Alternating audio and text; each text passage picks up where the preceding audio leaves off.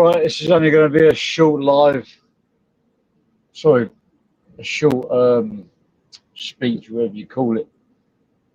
Um, yeah, I've probably lost the plot a little bit over the last few days. Um, when I've been talking to people about my real life, about paying someone £1,000 and this and that to come over and fight me, the look on their face was of shock, to say the least. And then when I listen to myself now, it does actually make like no sense at all to pay someone to fight here just for a fight. But there's always a but. Never say never. You know, if there was anybody to sponsor this man to come out here, I would not turn him down. But as far as me, put my money in my hand in my own pocket to pay for flights and God knows what, that's just borderline insanity. Unless I'm making a coin out of it, it's just, oh my God, gold's on right up again. Sold it all now, already.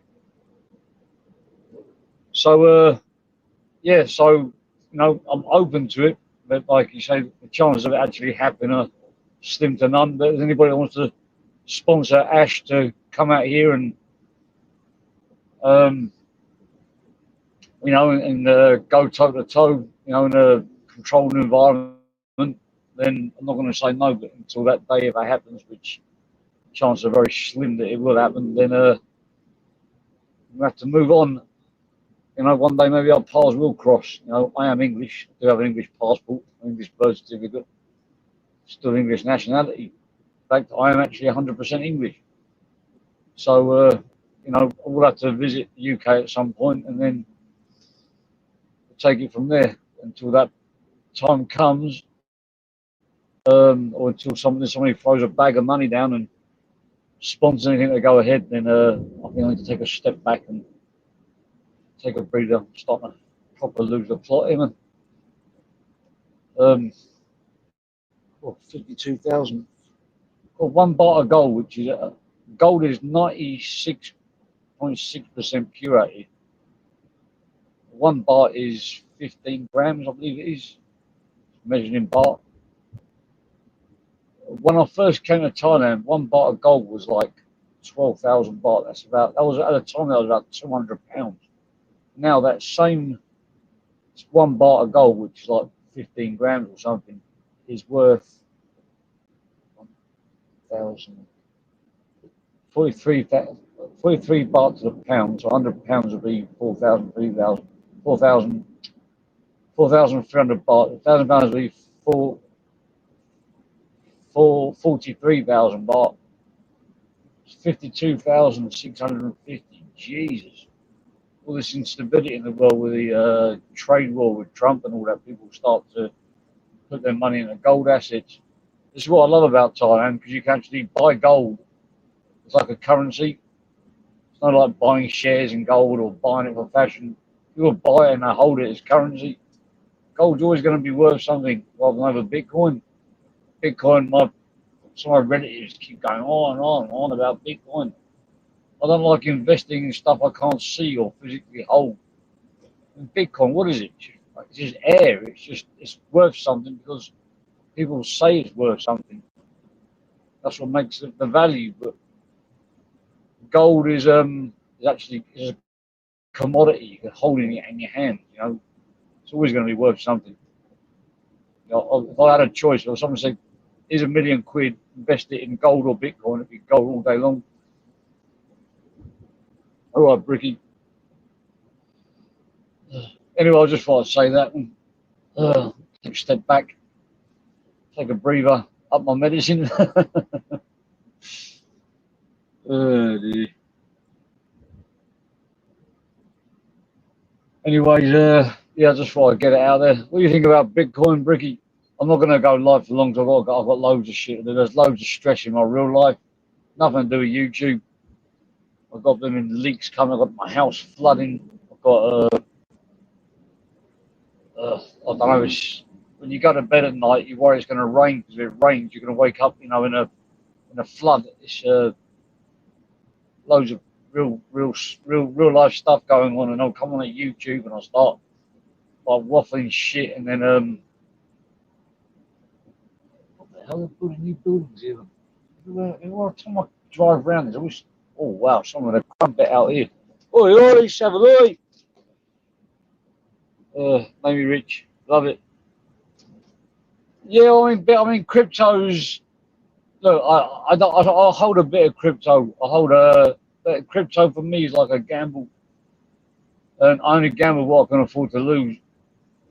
I see some people they do it. They trade all night long with these dodgy cryptos,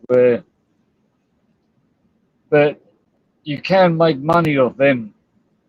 You got buy, sell all night long. But if you invest in these other coins that they don't, they got like a they got like details attached to them. Like you can buy the coins, and it looks like they're going up, but you can't sell them. And to sell them, you have to go into a queue. And only the owner of that coin can sell them, or something along those lines. I don't know. I can't work it. I can't get my head around crypto. And I've got a bit in Dodge, I've got Bitcoin, and that's it. I think Bitcoin's always going to be the one that's holds any kind of like real stability. All the other ones don't really trust. And is it Ethereum as well? I can't see the blooming comments because they share your referral link. Someone's got a right to stream. We've all got to get a petition together and write to StreamYard or write to Parliament to tell StreamYard to get this blooming share your referral link there. Otherwise, I'll press the button.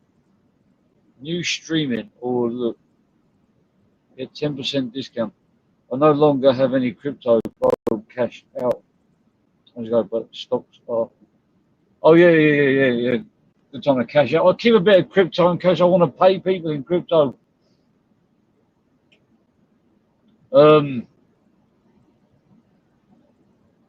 Fuck giving out bank, PayPal accounts and bank accounts. I think crypto is a little bit much more safe if you just want to send strangers money.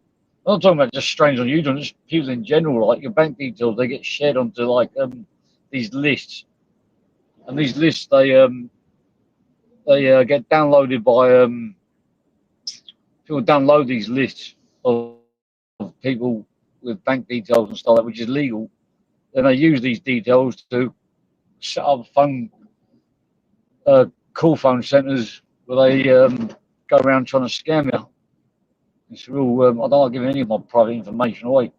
People say, "Oh, why don't you tell everything about yourself? If you've got nothing to hide." Listen, someone I know had their credit card cloned by free details that were given away via the internet, like Facebook and stuff like that.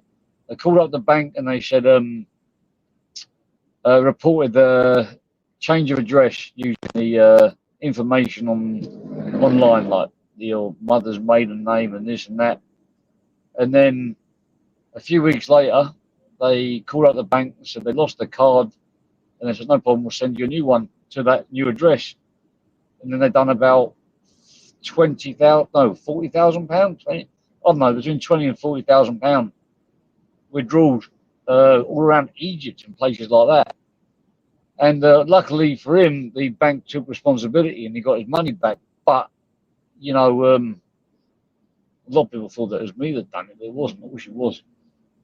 There was no victims there apart from the bank. That's why I don't like giving my information out to strangers, how big or how small. All right, Kenzie. Christian Newton. Hello, Christian Newton. So I'm just driving. Hello, Kenzie.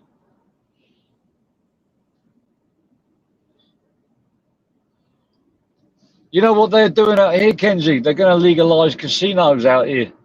But this is the catch. And I don't know if you could work in one. You probably might be working one as a foreigner or even a relative. I don't know. But the catch is that to be allowed in them and bet, you've got to have £1 million in your bank. Oh dear. It's only for the super rich people. It's cheaper just to go to Macau. Macau's only from Bangkok to Macau and back again. It's about 60 quid. Macau is like a copy of Las Vegas.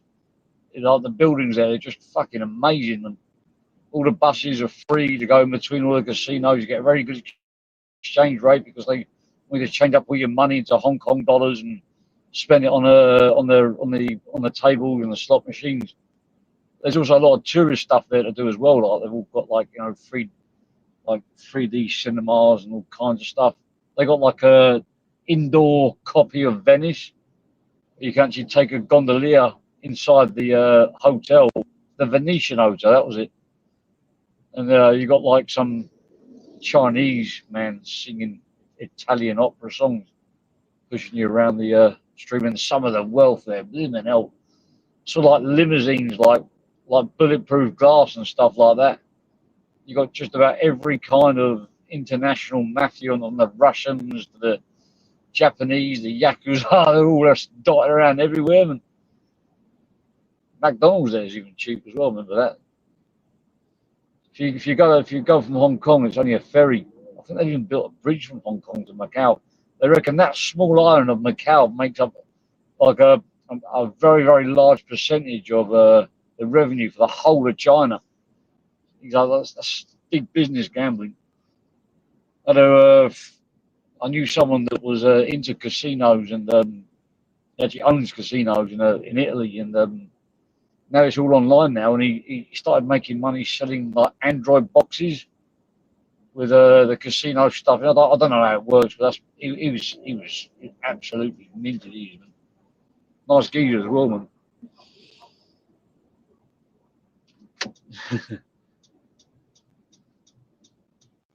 Yeah, I'm all right, man. All right, Christian Newton. Worked in South Africa. I'd love to go to South Africa, man. My parents have been there, man.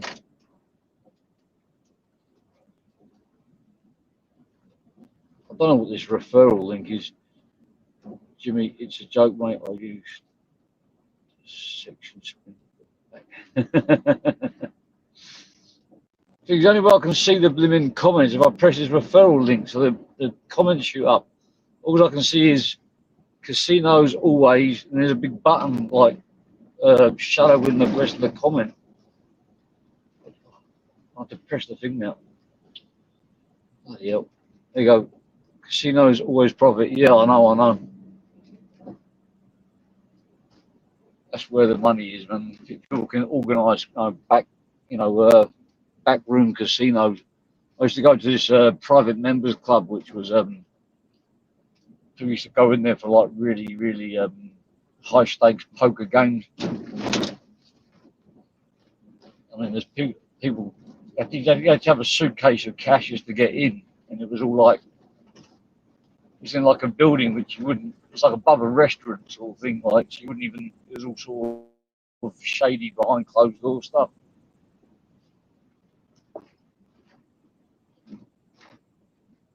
Casinos are a fix. They are, but like with casinos, it's like I don't go there to make money. I don't go there to become a millionaire. I go there to lose the money. If that makes any sense.